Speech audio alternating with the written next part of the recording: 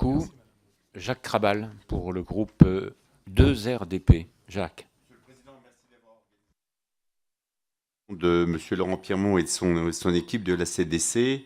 J'ai apprécié votre présentation à travers la notion de transversalité qui vous engage dans la globalité dans votre caisse. Et ça, je trouvais que c'était un élément que nous ne percevions pas forcément à travers des morcellements qui apparaissent régionalement. Je ne veux pas m'étendre sur la définition de ce qu'apporte la biodiversité. Nous sommes intervenus, il y a déjà eu un débat sur biodiversité et territoire, au cours duquel on nous a annoncé la création de l'Agence française pour la biodiversité prochainement, puisque ça devrait voir le jour en 2014. Son directeur devrait être nommé. Je ne veux pas reprendre les défis de cette agence.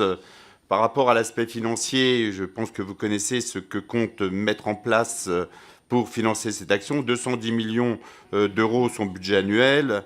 Est-ce que ce sera suffisant? Bon, c'est beaucoup en cette période de disette, mais ça paraît bien peu par rapport aux enjeux. Et puis, la question vous a déjà été posée, je me permets de la reprendre. Comment voyez-vous cette action entre CDC Biodiversité et cette agence? Donc, ça nous taraude un petit peu. On voudrait voir comment tout ça va fonctionner. Et puis, pour faire référence à votre fonctionnement, j'aimerais savoir si toutes les entreprises peuvent vous solliciter.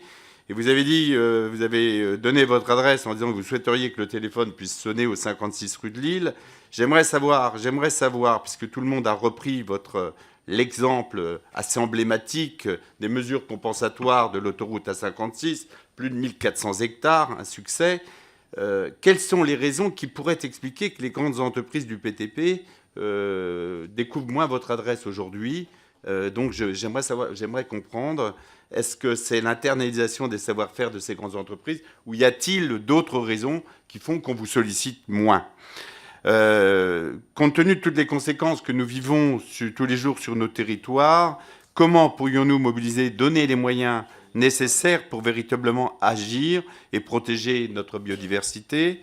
Donc, qu'attendez-vous personnellement et à travers votre CDC Biodiversité de la future loi 4 sur la biodiversité? Ça a déjà été posé.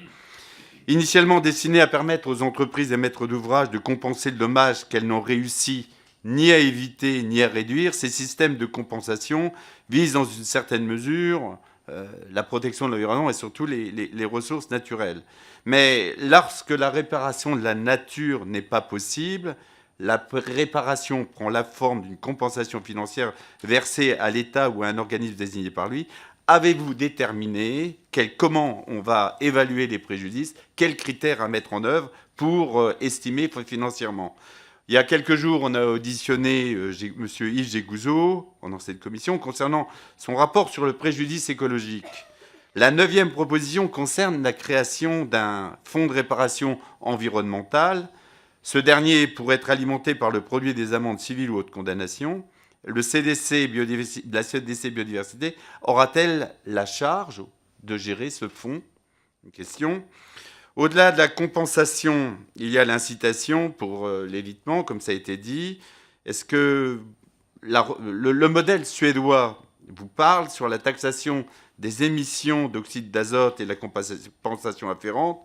Pourrions-nous penser à un système qui permette que l'entreprise qui pollue moins soit récompensée de son action par une compensation sur la taxe acquittée en fonction des performances affichées et vérifiées?